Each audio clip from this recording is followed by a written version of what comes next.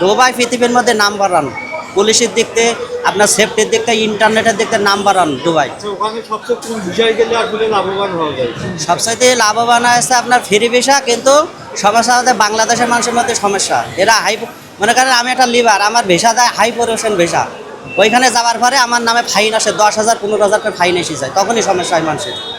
সবচাইতে ভালো কোম্পানির ভিসায় যে কাজ জানে সেই কাজে যাওয়া উচিত। আপনার পার্টনার ভিসা যেন কেউ না যায়, কারণ পার্টনার ভিসা গেলেই সমস্যা, পরবর্তীতে সে আর ভিসা লাগাইতে পারে না, ক্যান্সেল লাগাইতে পারে না, তখন কি হয় চুরাই হয়ে যেতে হয়, অবৈধ।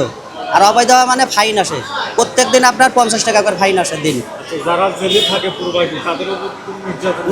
না, জেলে আপনার খুব ভালো, বাংলাদেশে চাইতে দুবাই জেলখানা ভালো, খাওয়া দাওয়া পোশাক পাতি কোনো সমস্যা না, নির্যাতন নেই কোনো।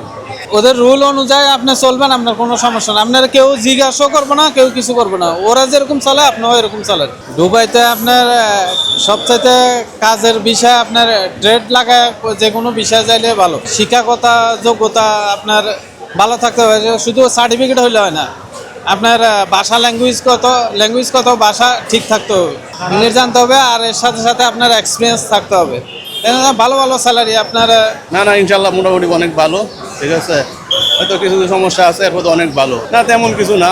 এটা হয়তো বাংলাদেশে হয়তো অনেকটা প্রভাব বোঝা যায়, দেখে বোঝা যায়, হ্যাঁ বোঝা যায় না, এখানে শান্তশিষ্ট আছে অনেক। যারা ভুয়া এজেন্সির মাধ্যমে যায় তারা কি ধরনের ভোগান্তির শিকার?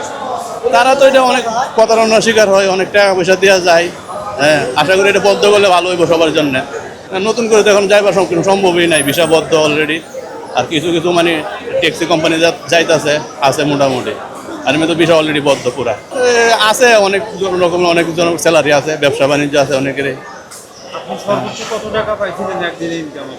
একদিনে আমার দোকান আছে, একটা গ্লোসারি আছে, ভাই আর আমি বিজনেস করতেছি।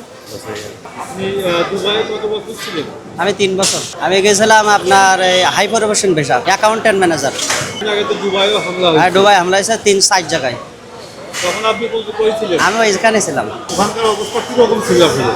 এখন ভালো, কিন্তু ওইগুলো হয়েছিল এয়ারপোর্টের ভেতরে, ওই জন্য সাধারণ মানুষের কোনো ক্ষতি হয়নি ওইগুলো। আর এখন মানুষ ভালো রয়েছে, ভালোই আছে। ওই সময় আপনাদের মনে কি আতঙ্ক ছিল আসলে? আতঙ্ক তো বাস করে, কারণ এগুলো আছে আপনার ড্রোন হামলা, এগুলো তো আতঙ্ক তো থাকবেই মনে। রাতে ঘুমায় আছি, দেখি মোবাইলে অ্যালার্ম বাজে যে সবাই সতর্ক থাকো। আর সতর্ক আর কি থাকবো, বিল্ডিংয়ের ভেতর থাকা ছাড়া তার কোনো অপশন নেই। এখন অবস্থা কিরকম? এখন অবস্থা খুব ভালো, হ্যাঁ, এখন কোনো যুদ্ধ নেই, কিছু নেই, এখন ব্যবস্থা খুব ভালো।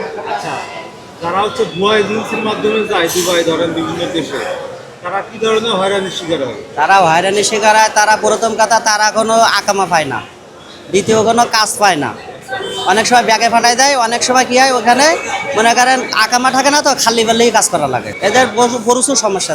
ওদের রুল অনুযায়ী আপনি চলবেন, আপনার কোনো সমস্যা না। আপনার কেউ জিজ্ঞাসাও করবো না, কেউ কিছু করবো না, ওরা যেরকম চলে আপনিও এরকম চলেন। তো দুবাই আসছিলাম 22 বছর। 22 বছর? হ্যাঁ, 22 বছর। আচ্ছা, ওখানে আপনি কোন ভিসায় গেছিলেন? আমি তো ক্লিনারে বিষয় গেছে, এখন আমি গাড়ি চালাই 14 বছর ধরে গাড়ি চালাই। অবস্থা ভালো, বাস ওদের নিয়ম কানুন পালন করলে সব ঠিক। জোর পূর্বক ভাবে কারোর প্রতি অত্যাচার করে না, ওদের রুল অনুযায়ী আপনি চলবেন, আপনার কোনো সমস্যা না। আপনার কেউ জিজ্ঞাসাও করবো না, কেউ কিছু করবো না, ওরা যেরকম চলে আপনিও এরকম চলেন। দুবাইতে আপনার সবচাইতে কাজের বিষয় আপনার ট্রেড লাগায় যে কোনো বিষয় চাইলে ভালো, শিক্ষাগত যোগ্যতা আপনার ভালো থাকতে হবে, শুধু সার্টিফিকেট হইলে হয় না, আপনার ভাষা ল্যাঙ্গুয়েজ কত ভাষা ঠিক থাকতে হবে, ইংলিশ জানতে হবে, আর এর সাথে সাথে আপনার এক্সপিরিয়েন্স থাকতে হবে। ভালো স্যালারি আপনার অফিস বয়, তারপরে আপনার ক্যাটারিং কোম্পানি, এগুলোর মধ্যে ভালো স্যালারি আছে। আপনার যদি কোয়ালিফিকেশন ভালো থাকে, সার্টিফিকেট দিয়ে কিছু হয় না, আপনার মুখ ইংলিশগত যোগ্যতা ভালো থাকা প্রয়োজন, সবচেয়ে বেটার এটাই। ইংলিশে ওরা গুরুত্বপূর্ণ বেশি, এখন বর্তমানে আফ্রিকান লোক নিয়ে আসে। আর এখন তো বাংলাদেশের বিষয় বন্ধ, ট্রান্সফার বন্ধ, এবং এক জায়গাতে টোটাল সব কিছু বাংলাদেশের জন্য বন্ধ, কোনো কিছু চলতেছে না, যাইতেও পারতো না, আর যাইলেও অনেকটা ব্যাপার, অনেক করতেছে, খারাপ বিহেভ করে না, তবে এরা দেখতেছে ইরানপন্থী কেউ আছে না, ইরানের কোনো স্ট্যাটাস দিচ্ছে কিনা, বা ইরানকে কেউ সমর্থন করতেছে না, ফেসবুকে কোনো দিচ্ছেন, দিলে সাথে সাথে দরিদ্র দেশে পাঠায়। আর ইরানি বড় বড় মার্কেটগুলো যত আছে সবগুলো বন্ধ করে দিচ্ছে, শিয়াদেরকে পাঠিয়ে দিতেছে, এতটুকু পর্যন্ত।